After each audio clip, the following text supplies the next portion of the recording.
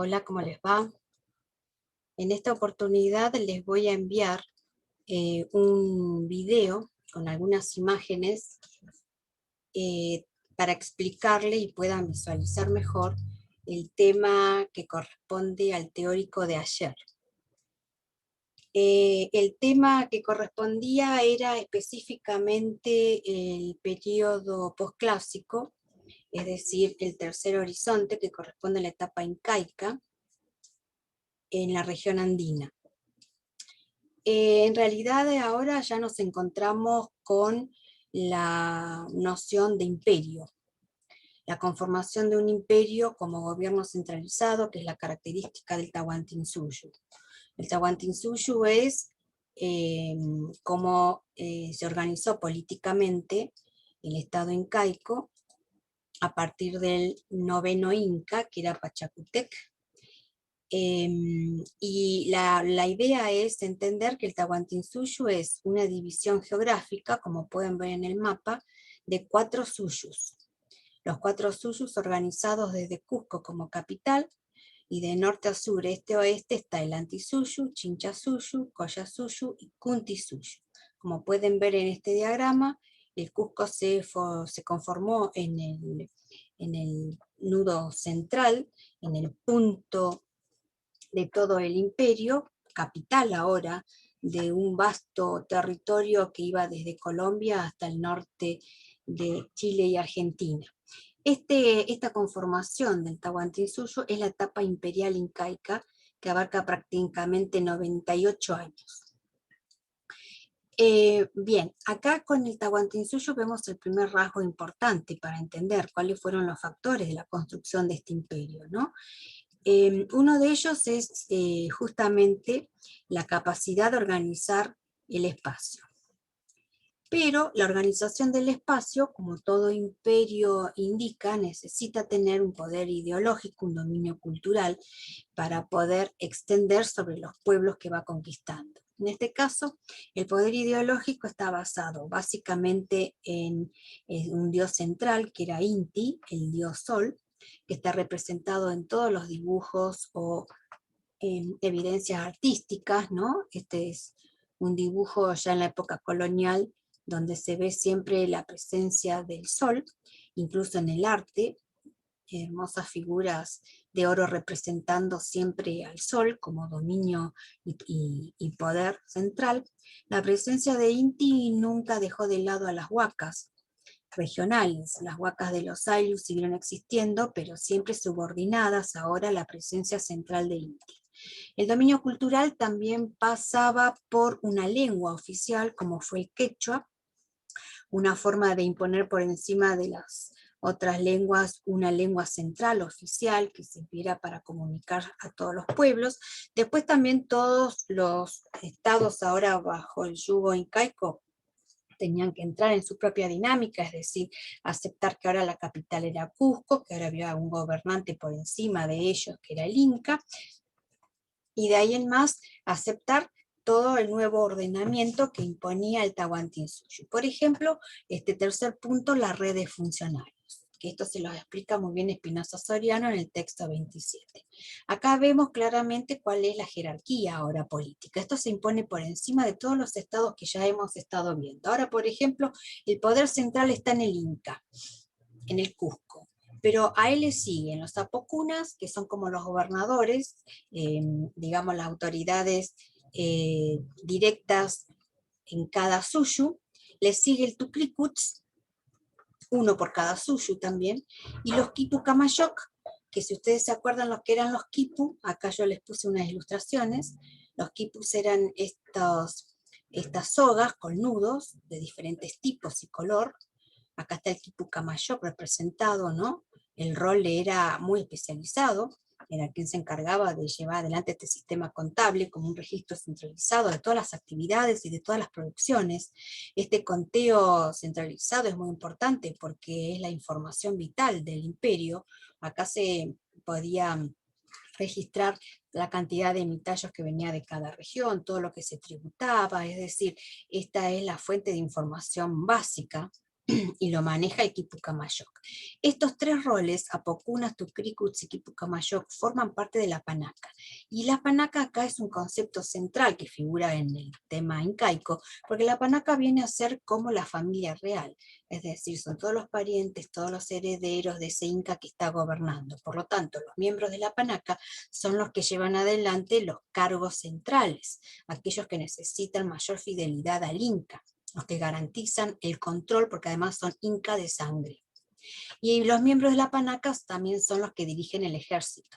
Y como bien explica acá Espinosa Soriano, el ejército está dividido en dos partes.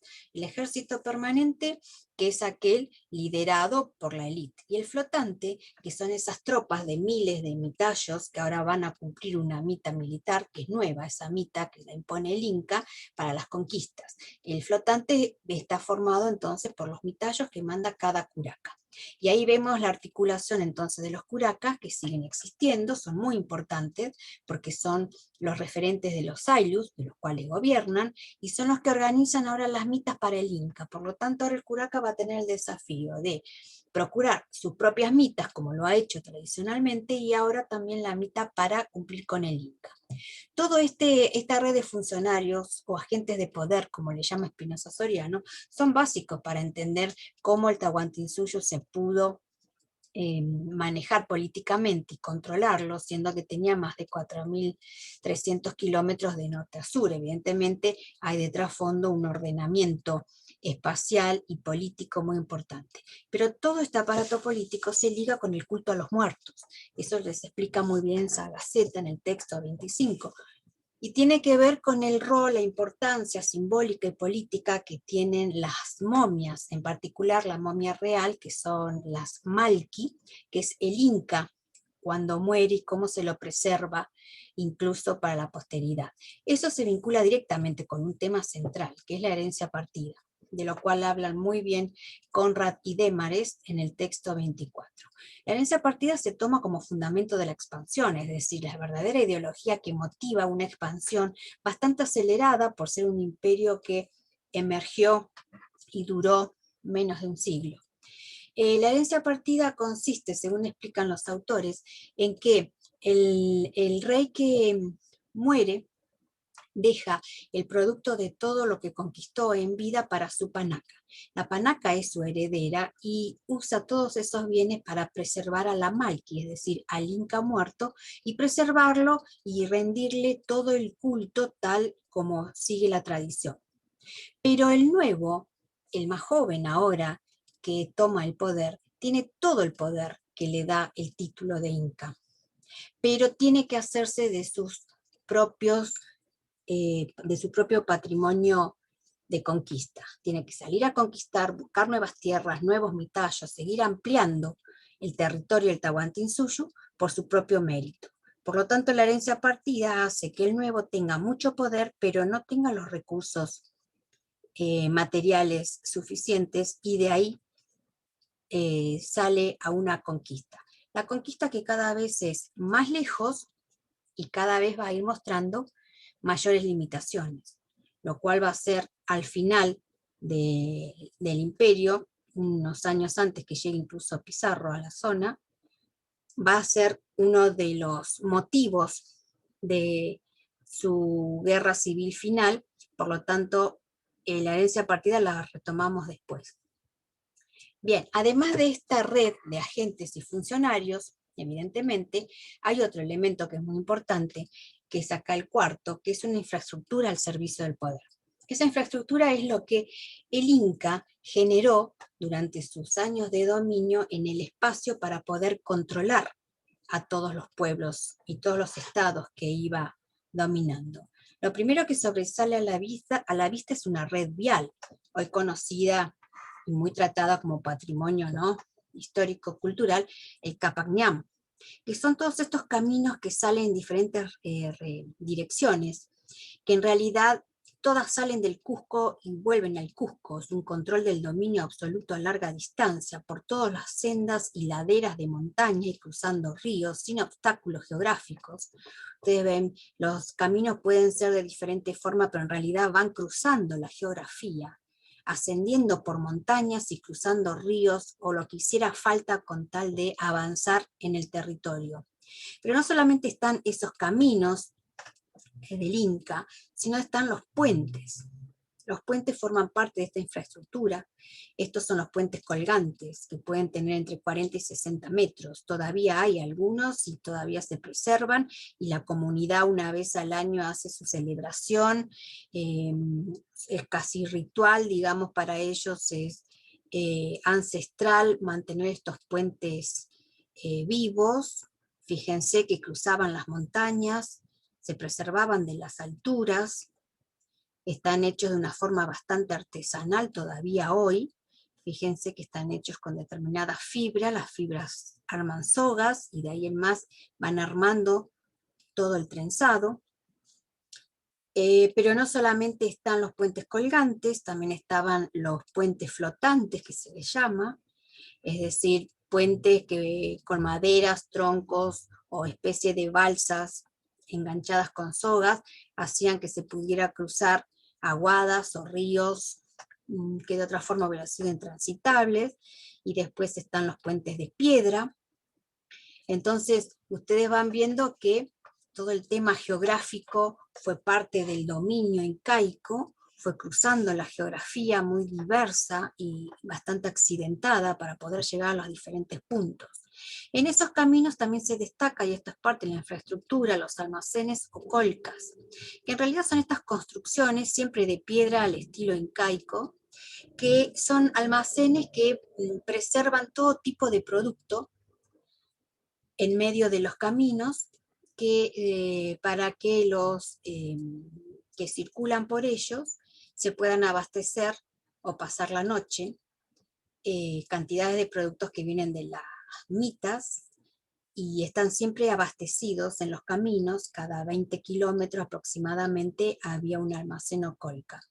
Y después están los tambos. Esto también habla del control del espacio, que en los tambos en realidad hacen más alusión a posadas o albergues, que eran lugares donde todos los que andaban por estos caminos, que no era para el hombre común, sino era, como dice acá, para el gobernante y su burocracia, para los del ejército en campaña, los chasquis, que eran los mensajeros, y después para los tributarios, o sea, para los mitayos que iban a sus mitas, podían usar las redes y las colcas, sino prácticamente no era para el hombre común.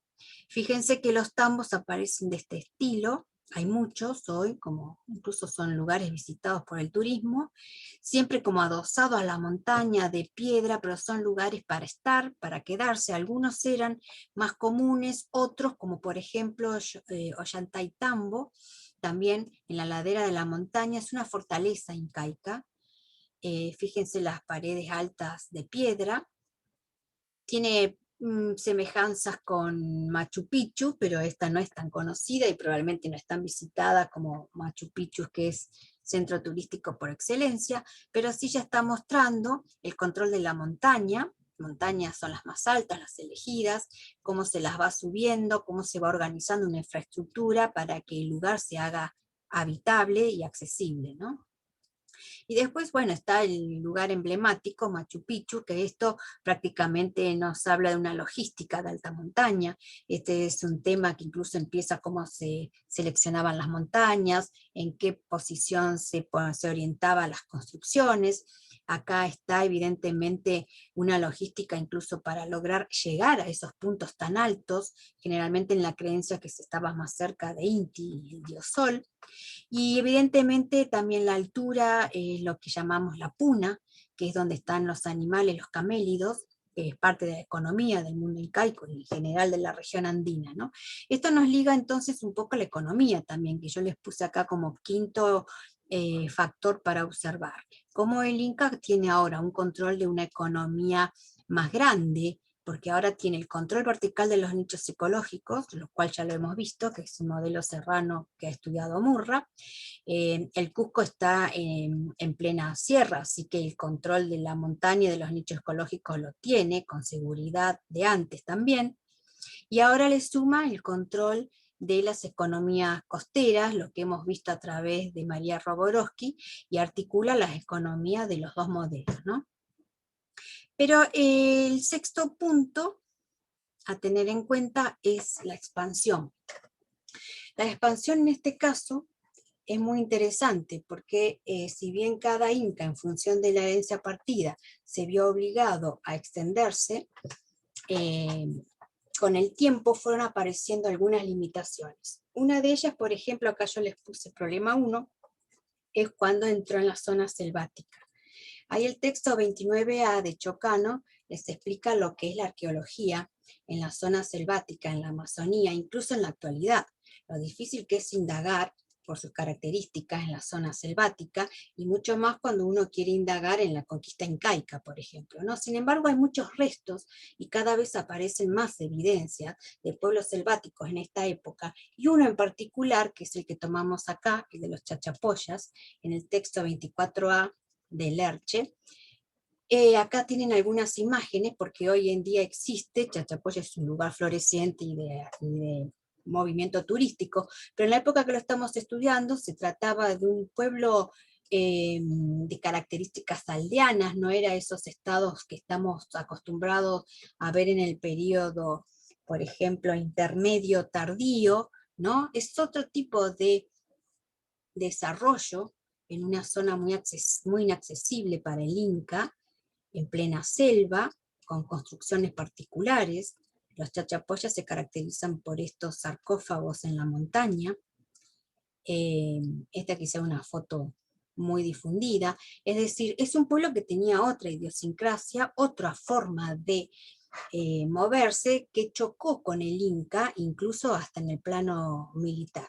Al Inca le costó mucho acceder a la zona de los chachapoyas, le llevó mucho tiempo poder conquistarlo, uno de los pocos casos que se conoce que tuvo algún éxito, porque en realidad la selva siempre le resultó un fracaso a las campañas del Inca. Esos fracasos hicieron también que algunos sayus llegaran casi a colapsar, porque la cantidad de mitallos que les pedían para ir a hacer estas campañas militares, y esos mitallos por lo general no volvían, fue desgastando a la base de esas fuerzas que eran los sayus. Por lo tanto, cuando se logró el caso de los chachapoyas, se los conquistó y se los fue llevando de a poco al Cusco, como una forma de aprovechar ciertas especializaciones que tenían, por ejemplo, de artesanos, y también como para erradicarlos del lugar y sacarlos para poder controlarlos mejor. Pero el caso de los chachapoyas ya empezó a mostrar sus limitaciones. Tuvo un costo muy alto para los recursos del Inca, ¿no? Y esto se fue sumando a otro tema que yo les puse acá como el problema 2, que es la guerra civil entre Huáscar y Atahualpa. Esto se da en el último tiempo, previo a que llegue Pizarro. Incluso Pizarro observa la situación cuando llega y la toma a favor. Estos son los herederos de Huayna Cápac, que cuando muere, en realidad el que queda como nuevo gobernante designado por su padre es Huáscar. Y en función de la herencia partida empiezan a tener diferencias y se abre una guerra civil muy profunda entre ellos, porque Huáscar advierte que la herencia partida ya no tiene finalidad, si no tiene en dónde expandirse, que en realidad se está comprometiendo al imperio porque no hay más tierras donde poder moverse.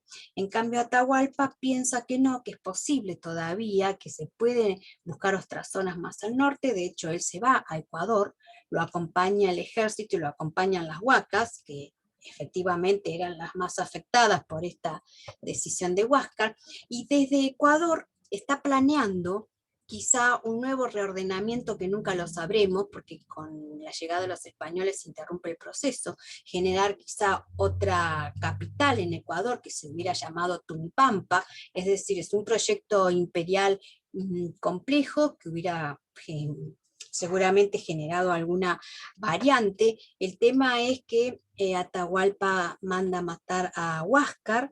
En ese momento llega Pizarro, tiene un gran enfrentamiento, una emboscada en Cajamarca, donde es derrotado por Pizarro, y en ese momento es donde saca ventaja justamente Pizarro y su ejército, que no eran más de 160 individuos, pero bueno, con la situación de la guerra civil supo sacar ventaja.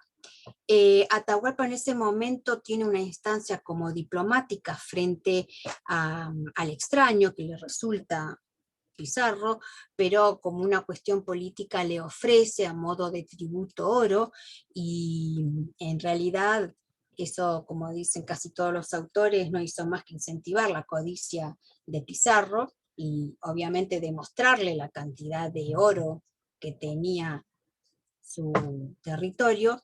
Entonces de ahí en más el proceso sigue en lo que es la conquista de Perú, que eso ya es tema de América colonial, pero este es el punto central, un punto de encuentro y desencuentro absoluto, donde terminaría entonces la lógica del Tahuantinsuyo para pasar luego a entender cómo este gran imperio y su poderío quedó bajo el yugo de los españoles.